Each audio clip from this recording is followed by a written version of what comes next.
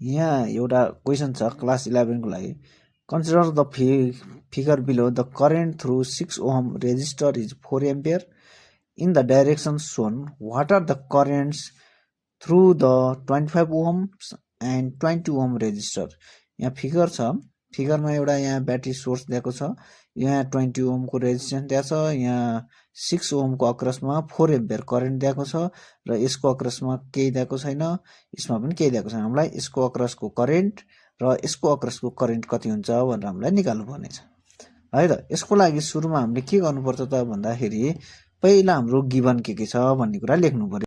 यहाँ हाम्रो गिभन छ है, गिभनमा के छ करेन्ट दिएको छ, यहाँ एउटा 6 ओहमबाट जाने current 4 ampere, resistance R1 is equal 6 ohm, current I2 is equal to हाम्रो कति what, resistor R2 is equal to 8 ohm. अब यो दुईटा केमा छन् त भन्दाखेरि यो र यो चाहिँ केमा छन्, प्यारललमा छन्। प्यारललमा हाम्रो के थाहा पाउनुपर्छ त भन्दाखेरि प्यारललमा के सेम हुन्छ रे, पोटेन्सियल सेम हुन्छ, भी सेम हुन्छ। यदि यो भी हो भने यहाँ पनि के हुन्छ त भन्दाखेरि दुईटा प्यारलल भएको हुनाले यो दुईटामा ड्रप हुने भोल्टेज चाहिँ सेम हुन्छ। मानौ V1 छ भने यो पनि V1 हुने भयो है। त्यही हुनाले हामीले के लेख्न पाइन्छ त भन्दाखेरि यो पोटेन्सियल ड्रप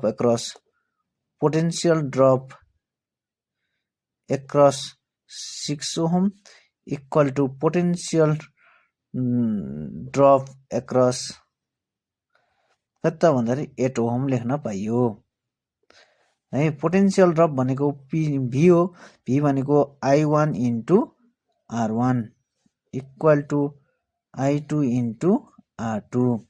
I1 हामीलाई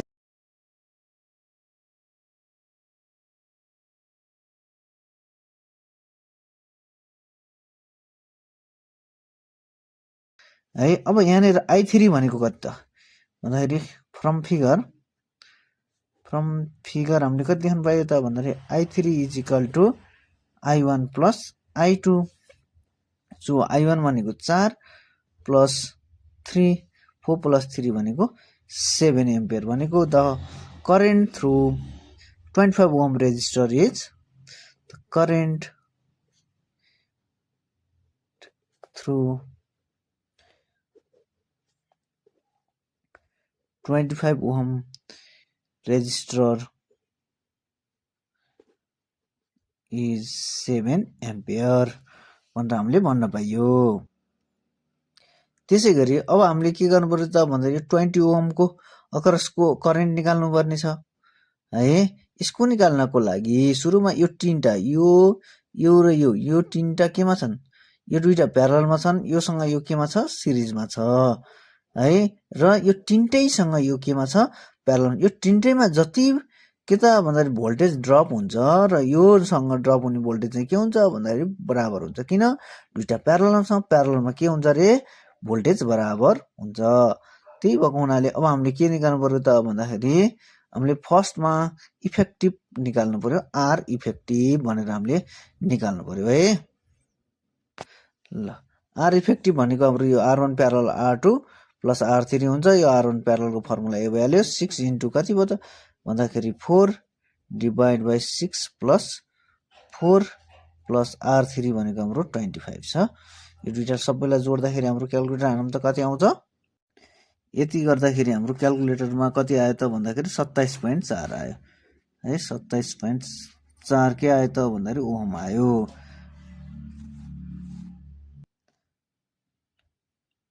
यति आयो नि होइन। अब यसबाट जाने करेन्टलाई मैले मानौ I4 भन्न पाएँ भनेको यो सबैबाट जाने करेन्ट भनेको त यही हो, 7 एम्पियर करेन्टै हो भनेको I3 हो।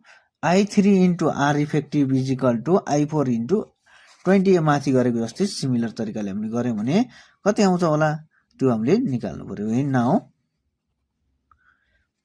कति त भन्दाखेरि अब I3 इन्टु 25 इजिकल टु 25 होइन, I3 इन्टु 27.4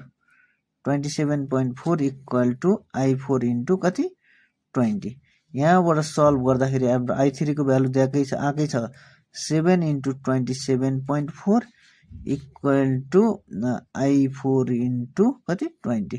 यहाँबाट सल्भ गर्दा I4 भनेको हाम्रो कति आउँछ त भन्दाखेरि क्यालकुलेटर थिचौँ त कति आउँछ त भन्दाखेरि 27.4 4 इन्टु 7 डिभाइड बाई कति त भन्दाखेरि 20 गर्दा हाम्रो कति आयो त 9.59 आयो भने I4 इजिकल टु 9.59 एम्पियर आयो विच इज द के त भन्दाखेरि करेन्ट अक्रस 20 ओम रेजिस्टेन्स